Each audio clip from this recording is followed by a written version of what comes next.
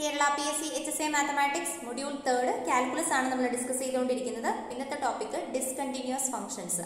നമ്മുടെ സിലബസിൽ സ്പെസിഫിക് ആയിട്ട് ഡിസ്കണ്ടിന്യൂസ് ഫംഗ്ഷൻസ് എന്താണ് എന്നൊന്നും പറഞ്ഞിട്ടില്ല. പക്ഷേ കണ്ടിന്യൂറ്റി പറയുമ്പോൾ നമ്മൾ എന്തായാലും ഡിസ്കണ്ടിന്യൂറ്റി എന്താണെന്ന് അറിയണം. അപ്പോൾ നമ്മൾ ഇതിൻ്റെ മലയാളം ഗൈഡിലൊക്കെയുള്ള മലയാളം എന്ന് പറഞ്ഞാൽ വിച്ഛിന്നത എന്നാണ്. ഓക്കെ, നമുക്ക് നോക്കാം ഡിസ്കണ്ടിന്യൂസ് ഫംഗ്ഷൻസ് അല്ലെങ്കിൽ തുടർച്ച നഷ്ടപ്പെടുന്ന ഫംഗ്ഷൻസ് എന്താണെന്ന് നോക്കാം. A function f is said to be discontinuous at a point x equal to c of its domain if f is not continuous at x equal to c and the point c is then called a point of discontinuity. അതായത് നമുക്കൊരു function തന്നിട്ടുണ്ട്. ആ function define ചെയ്തിരിക്കുന്ന ഡൊമൈനിലെ ഒരു point ആണ് C എന്ന് പറയുന്നത്.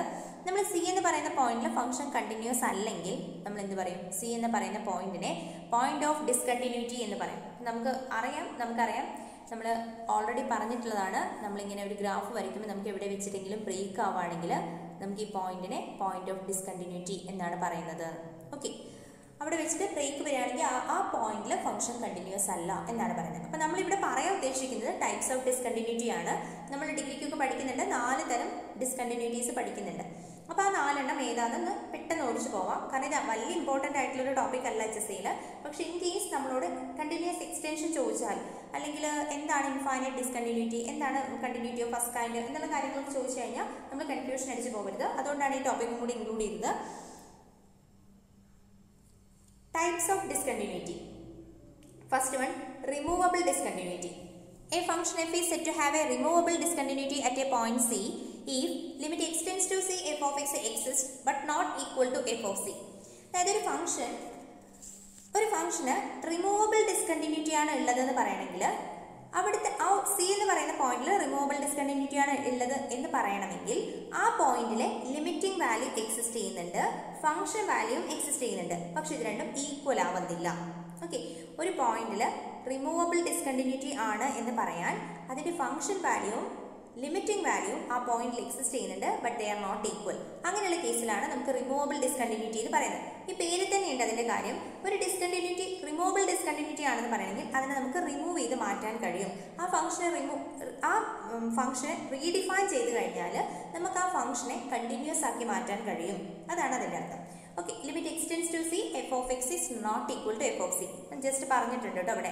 V can remove the discontinuity by setting F of C equal to limit x tends to C F of X. നമുക്ക് എന്ത് ചെയ്താൽ മതി? ഈ ഡിസ്കണ്ടിന്യൂറ്റിനെ റിമൂവ് ചെയ്യാൻ പറ്റും. എങ്ങനെയാണ് റിമൂവ് ചെയ്യുന്നത്? നമുക്ക് ആ ലിമിറ്റിംഗ് വാല്യൂ എന്താണോ കിട്ടുന്നത് അത് എഫ് ഓഫ് സി എന്ന് പറയുന്നതിന് അസൈൻ ചെയ്ത് കൊടുക്കാം. അതായത് ലിമിറ്റിംഗ് വാല്യൂ തന്നെ എഫ് ഓഫ് സി ആയിട്ട് ഡിഫൈൻ ചെയ്ത് ഫംഗ്ഷൻ വാല്യൂ ആയിട്ട് ഡിഫൈൻ ചെയ്യാം, റീഡിഫൈൻ ചെയ്യാം. Okay, if we redefine f of c to be limit extends to c f of x, then this new function which is continuous at x equal to c is called continuous extension of f to c. അതായത് നമ്മളിങ്ങനെ redefine ചെയ്ത് കിട്ടുന്ന ഫംഗ്ഷനെ നമ്മൾ പറയുന്ന പേരാണ് ആ മുമ്പ് ഉണ്ടായിരുന്ന ഫംഗ്ഷൻ്റെ കണ്ടിന്യൂസ് എക്സ്റ്റൻഷൻ ആണ് എന്ന് പറയും. ഓക്കെ, നമുക്ക് ചെറിയൊരു എക്സാമ്പിൾ നോക്കാം. എന്താണ് ഈ കണ്ടിന്യൂസ് എക്സ്റ്റൻഷൻ അല്ലെങ്കിൽ എന്താണ് റിമൂവബിൾ ഡിസ്കണ്ടിന്യൂറ്റി എന്നുള്ളതിനെ പറ്റിയിട്ടൊക്കെ നമ്മൾ എക്സാമ്പിൾ എഴുതിയിട്ടുണ്ട്. F of X equal to 1, X not equal to 1 and 2x equal to 1. നമുക്ക് ഇതിൻ്റെ ഗ്രാഫ് ഒന്ന് വരയ്ക്കാം.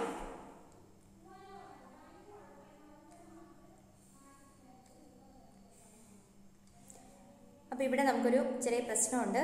ഈ ഗ്രാഫിൽ ഇവിടെ 1 എന്ന് പറയുന്ന പോയിന്റിൽ ഫംഗ്ഷൻ വാല്യൂ 2 ആണ് അല്ലേ? 1 എന്ന് പറയുന്ന പോയിന്റിൽ ഫംഗ്ഷൻ വാല്യൂ 2 ആണ്. Okay, X equal to 1 function value 2 ആണ്. ബാക്കി എല്ലാ പോയിന്റ്സിലും ഫംഗ്ഷൻ വാല്യൂ 1 ആണ്. അങ്ങനെയാണ് നമുക്ക് ഈ ഗ്രാഫ് വന്നിരിക്കുന്നത്. അങ്ങനെയാണ് നമുക്ക് ലിമിറ്റ് എക്സ്റ്റെൻസ് ടു, ഇവിടെ നമുക്കറിയാം limit x tends to 1 plus F of X എന്ന് പറഞ്ഞാൽ, അതായത് 1നേക്കാളും കൂടിയ ഭാഗത്ത് നിന്ന് അതായത് ഇതാണ് നമ്മുടെ 1നേക്കാളും കൂടിയ ഭാഗത്ത് നിന്ന് 1ലേക്ക് അപ്രോച്ച് ചെയ്യുമ്പോൾ ഫംഗ്ഷൻ വാല്യൂ ഇങ്ങോട്ടേക്ക് തന്നെയാണ് പോകുന്നത്, 1 എന്ന് പറയുന്ന പോയിന്റിലേക്ക് തന്നെയാണ് പോകുന്നത്. So this is equal to 1 and this is equal to limit x tends to 1 minus F of X എന്നും പറയാം അല്ലേ? ഇനി നമുക്ക് ഇതിൻ്റെ ഫംഗ്ഷൻ വാല്യൂ എന്താണ്? എഫ് ഓഫ് 1 എന്ന് പറയുന്നത് എന്താ? 2 അല്ലേ വന്നിരിക്കുന്നത്. അതായത് 1 എന്ന് പറയുന്ന പോയിന്റിൽ ഒരു പ്രശ്നം വന്നിട്ടുണ്ട്. നമ്മളിങ്ങനെ പോയി ഇവിടെ വരയ്ക്കുമ്പോൾ ആ പോയിന്റിന് മാത്രം ഇങ്ങോട്ട് എടുത്ത് ഇങ്ങനെ ചെയ്ത്, അപ്പോൾ നമുക്ക് പറയാം ഇതിന് റിമൂവബിൾ ഡിസ്കണ്ടിന്യൂറ്റി ആണ്. കാരണം എന്താ? Limit X tends to 1 F of X is not equal to F of 1. അല്ലേ? Function value limiting value equal ആവുന്നില്ല. സോ നമുക്ക് എന്ത് പറയാം? F has a removable discontinuity. F has a removable discontinuity. എടുത്തു മാറ്റാൻ കഴിയുന്ന ഒരു ഡിസ്കണ്ടിന്യൂറ്റി ആണ് നമ്മളുടെ അറ്റ് എക്സ് ഈക്വൽ ടു 1 എന്ന് പറയുന്ന പോയിന്റിൽ ഉള്ളത്. അപ്പോൾ നമുക്കിതിനെ ഒന്ന് റീഡിഫൈൻ ചെയ്ത് കഴിഞ്ഞാൽ ഞാൻ പറഞ്ഞു എങ്ങനെയാണ് നമ്മൾ റീഡിഫൈൻ ചെയ്യുക? നമ്മളുടെ ലിമിറ്റിംഗ് വാല്യൂ എന്താണോ അതായിട്ട് തന്നെ നമ്മളുടെ ഫംഗ്ഷൻ വാല്യൂവിനെ മാറ്റി ഡിഫൈൻ ചെയ്യാം. അപ്പോൾ നമുക്ക് കിട്ടുന്ന ഫംഗ്ഷൻ എന്താ? നമുക്ക് കിട്ടുന്ന പുതിയ ഫംഗ്ഷനാണ്. അതായത് നമുക്ക് അതിനെ എഫ് ഓഫ് എക്സ് എന്ന് പറയാം. ദാറ്റ് ഈസ് ഈക്വൽ ടു നമ്മൾ എന്താ ചെയ്യുന്നത്? എക്സ് നോട്ട് ഈക്വൽ ടു 1 ആകുമ്പോൾ നമുക്കുള്ള ഫംഗ്ഷൻ വാല്യൂ ഒക്കെ 1 ആണെന്ന് പറഞ്ഞിട്ടുണ്ട്. എക്സ് ഈക്വൽ ടു 1 ആകുമ്പോൾ നമുക്ക് തന്നിരിക്കുന്നത് 2 ആണല്ലേ? അപ്പോൾ അതിനെ മാറ്റിയിട്ട് നമ്മൾ എന്താ limit x tends to 1 plus F of x, അതായത് limit x tends to 1 F of x എന്താ? ലിമിറ്റിംഗ് വാല്യൂ എന്താണ്? 1 ആണ്. അത് തന്നെയായിട്ട് നമ്മൾ ആ ഫംഗ്ഷൻ വാല്യൂ ആയിട്ട് ഡിഫൈൻ ചെയ്യാം. അതായത് ഈ ഫംഗ്ഷൻ നമുക്ക് വൃത്തിക്ക് എഴുതാം. That is equal to F of X equal to 1 for all X belongs to R. അല്ലേ? എല്ലാ ഫംഗ്ഷനും നമ്മൾ എഫ് ഓഫ് എക്സ്, എല്ലാ പോയിന്റ്സിനും നമ്മൾ F of X equal to 1 എന്ന് പറഞ്ഞു. അങ്ങനെയാണെങ്കിൽ this is the continuous extension. ഇതിനെയാണ് നമ്മൾ continuous extension of F of X എന്ന് പറയുന്നത്. പിന്നെ നമ്മൾ ഡിഗ്രി ടെക്സ്റ്റ് ബുക്കിലൊക്കെ ഒരുപാട് എക്സാമ്പിൾസ് ഒക്കെ ഇതിന് കൊടുത്തിട്ടുണ്ട്. അപ്പോൾ നിങ്ങൾ അതൊക്കെ നോക്കിയാൽ മതി. എന്താണ് റിമൂവബിൾ ഡിസ്കണ്ടിന്യൂറ്റി എന്ന് നോക്കിയാൽ മതി. ഇത്ര മാത്രം മനസ്സിലാക്കി വെക്കുക. Limiting value is not equal to function value ആണെങ്കിൽ നമ്മളതിനെ റിമൂവബിൾ ഡിസ്കണ്ടിന്യൂറ്റി എന്നാണ് പറയുന്നത്. അത് മാത്രം ആലോചിച്ചാൽ മതി. അപ്പോൾ നമുക്ക് ഏത് ഫംഗ്ഷൻ തന്നു കഴിഞ്ഞാലും നമുക്കതിൻ്റെ ലിമിറ്റിംഗ് വാല്യൂ കണ്ടുപിടിക്കാൻ അറിയും, ഫംഗ്ഷൻ വാല്യൂ കണ്ടുപിടിക്കാൻ അറിയും. ഇത് കോയിൻസൈഡ് ചെയ്യുന്നുണ്ടോ നോക്കിയാൽ പോരെ. ഇല്ലെങ്കിൽ നമുക്കതിൻ്റെ കണ്ടിന്യൂസ് എക്സ്റ്റൻഷൻ എഴുതാൻ പറ്റും. അത്രയേ ഉള്ളൂ. ഇതൊക്കെ കുറച്ച് ഹാർഡ് ടോപ്പിക്സ് ആണ്, പക്ഷേ ഡിഗ്രി സിലബസ് ആയതുകൊണ്ട് ഇൻക്ലൂഡ് ചെയ്തു. Second one, discontinuity of first kind. അപ്പോൾ നമുക്ക് എന്താണ് ഡിസ്കണ്ടിന്യൂറ്റി ഓഫ് ഫസ്റ്റ് കൈൻഡ് എന്ന് നോക്കാം. If limit x tends to C plus F of X and limit x tends to C minus F of X exist, that is both are finite but not are equal and f of c may or may not be equal of these limits, then f is said to have a jump discontinuity or discontinuity of first kind or ordinary discontinuity at x equal to c. അതായത് ഇത്രയേ ഉള്ളൂ, simple ആയിട്ടുള്ളൊരു കാര്യമാണ്. അതായത് നമുക്കൊരു പോയിന്റിൽ discontinuity of first kind ആണ്, അല്ലെങ്കിൽ ജമ്പ് ഡിസ്കണ്ടിന്യൂറ്റി ആണ്, അല്ലെങ്കിൽ ഓർഡിനറി ഡിസ്കണ്ടിന്യൂറ്റി ആണ് എന്നൊക്കെ പറയണമെങ്കിൽ ആ പോയിന്റിലെ ലെഫ്റ്റ് ഹാൻഡ് ലിമിറ്റും റൈറ്റ് ഹാൻഡ് ലിമിറ്റും ഈക്വൽ ആവാൻ പാടില്ല. എക്സിസ്റ്റ് ചെയ്യണം, ഫൈനൈറ്റ് ആയിട്ട് തന്നെ എക്സിസ്റ്റ് ചെയ്യണം, പക്ഷെ അത് രണ്ടും ഈക്വൽ ആവരുത്. അങ്ങനെയാണെങ്കിൽ ആ പോയിന്റിൽ നമുക്ക് പറയാം ജമ്പ് ഡിസ്കണ്ടിന്യൂറ്റി ആണ്, അല്ലെങ്കിൽ നമുക്ക് ഓർഡിനറി ഡിസ്കണ്ടിന്യൂറ്റി ആണ്, അല്ലെങ്കിൽ നമുക്ക് ഡിസ്കണ്ടിന്യൂറ്റി ഓഫ് ഫസ്റ്റ് കൈൻഡ് ആണ് എന്നൊക്കെ പറയാം. ഇതിന് നമ്മൾ സ്റ്റെപ്പ് ഫംഗ്ഷൻ ഇല്ലേ, ഗ്രേറ്റസ്റ്റ് ഇൻറ്റിജർ ഫംഗ്ഷൻ, സ്റ്റെപ്പ് ആയിട്ട് പോകുന്ന ഫംഗ്ഷൻ ഇല്ലേ, അതെപ്പോഴും എന്തിന് എക്സാമ്പിൾ ആണ്? നമ്മളുടെ ഡിസ്കണ്ടിന്യൂറ്റി ഓഫ് ഫസ്റ്റ് കൈൻഡിന് എക്സാമ്പിൾ ആണ്. കാരണം അതിൽ ഇൻറ്റിജർ പോയിന്റ് എടുക്കുകയാണെങ്കിൽ നമുക്ക് അതിൻ്റെ ലെഫ്റ്റിന് അപ്രോച്ച് ചെയ്യുമ്പോഴും റൈറ്റിന് അപ്രോച്ച് ചെയ്യുമ്പോഴും ഡിഫറെൻ്റ് ആയിട്ടുള്ള ലിമിറ്റ്സ് ആണ് കിട്ടുക. അവിടെ ലെഫ്റ്റ് ഹാൻഡ് ലിമിറ്റും റൈറ്റ് ഹാൻഡ് ലിമിറ്റും എക്സിസ്റ്റ് ആവുന്നില്ല, അല്ല എക്സിസ്റ്റ് ചെയ്യുന്നുണ്ട്, അവിടെ ഈക്വൽ ആവുന്നില്ല. ഓക്കെ, നമുക്കൊരു എക്സാമ്പിൾ നോക്കാം. യു ഓഫ് എക്സ്, നമുക്കറിയാം യൂണിറ്റ് സ്റ്റെപ്പ് ഫംഗ്ഷൻ അറിയാലോ എല്ലാവർക്കും. U of X equal to 0, X less than 0 and 1, X greater than or equal to 0.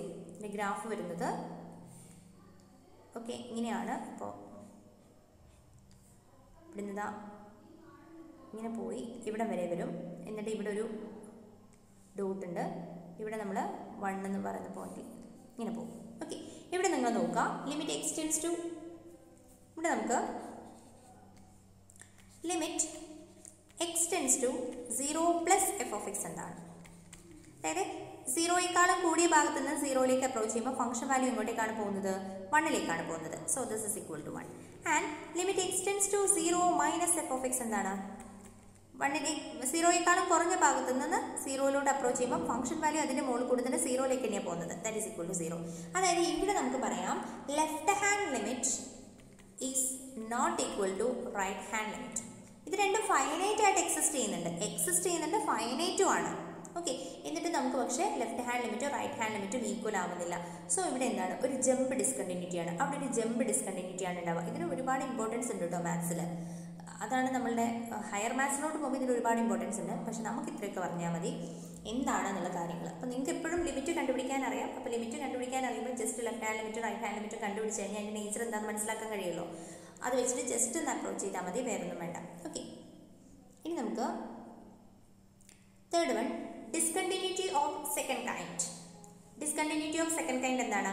If either limit x tends to C plus F of x or limit x tends to C minus F of x or both do not exist, then the function f is said to have a discontinuity of second kind at c, whatever be the value of f of c.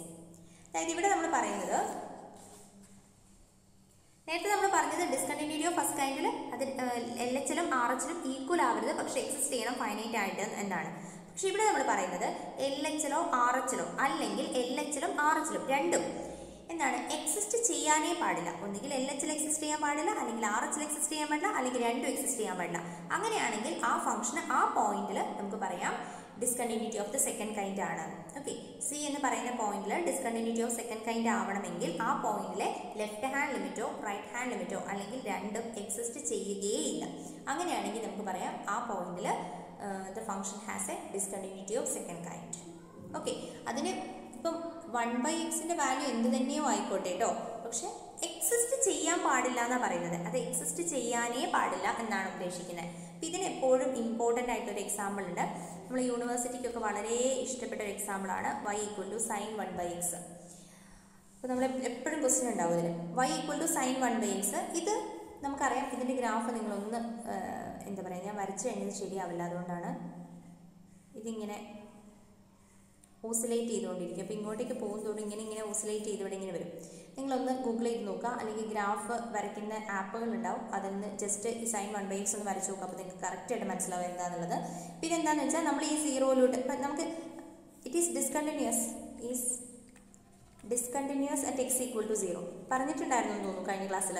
സീറോയിൽ ഇത് discontinuous ആണ്. അപ്പം എന്തുകൊണ്ടാണെന്ന് വെച്ചാൽ നമ്മളിപ്പോൾ ഇവിടെ സീറോയിലേക്ക് approach ചെയ്യുകയാണ്. നമ്മളിങ്ങനെ സീറോയിലോട്ട് അപ്രോച്ച് ചെയ്യുമ്പോൾ ഈ ഫംഗ്ഷൻ വാല്യൂ ഒരിടത്ത് ഇവിടെ ആയിരിക്കും.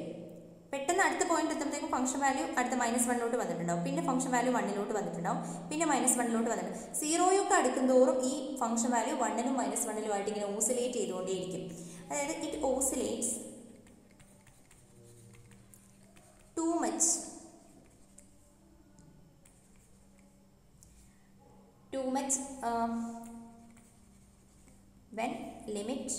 when extends to 0.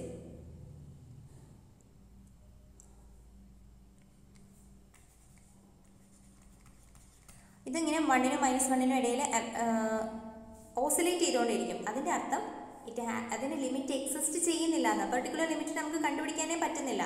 അപ്പോൾ നമുക്ക് എന്താ പറയാം, at x = 0യിൽ y = sin 1/x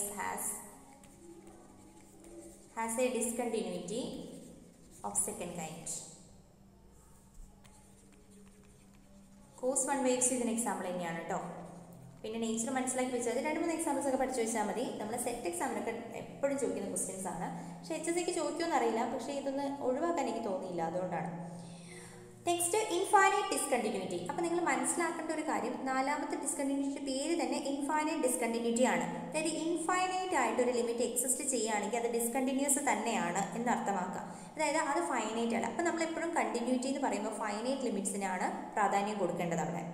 okay, അപ്പോൾ അങ്ങനെ ഒരു കൺഫ്യൂഷൻ വേണ്ട കേട്ടോ. ഇൻഫൈനൈറ്റ് ഡിസ്കണ്ടിന്യൂറ്റി, അവിടെ ലിമിറ്റ് എക്സിസ്റ്റ് ചെയ്യുകയാണെങ്കിൽ പോലും അത് ഇൻഫൈനൈറ്റ് ആണ് എക്സിസ്റ്റ് ചെയ്യുന്നത്. നമ്മൾ ഫൈനൈറ്റ് കേസിലാണ് കണ്ടിന്യൂറ്റി ഒക്കെ പറയുന്നത്. Okay, either limit extends to c plus f of x or limit extends to c minus f of x or both are infinite, then the function f is said to have an infinite discontinuity.